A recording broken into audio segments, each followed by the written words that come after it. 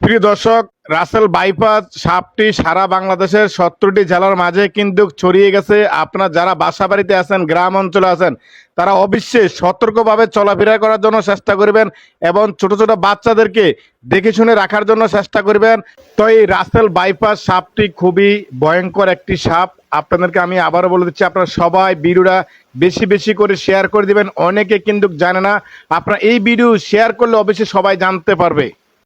এই সাপটা বাংলাদেশে অনেক ক্ষতি করার চেষ্টা করতেছে। বাংলাদেশের 21টা জেলায় এই সাপটা প্রবেশ করেছে। সবাই সাবধানে থাকবেন, আর বিশেষ করে ছোট ছোট বাচ্চারা, তাদেরকে অনেক অনেক সাবধান রাখতে হবে। আর পানি থেকে তো বাচ্চারা যখন গোসল করবে তখন তাদের সাথে থাকতে হবে, কারণ মেন সমস্যা আছে বাচ্চাদের। বাচ্চারা তো বলতেও পারবে না বা বুঝতেও পারবে না, এই জন্যই বাচ্চারা সবসময় নিয়ে সতর্ক থাকতে হবে। এই সাপটা তো ভীষণ ভীষণ ভয়ঙ্কর হয়ে গেছে বাংলাদেশে।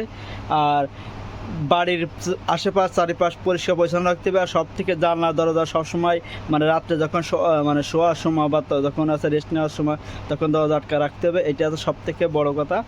আর বিষাক্ত সাপ আছে, মানুষের থেকে দূরে থাকায় বাচ্চাকে দূরে রাখাই ভালো।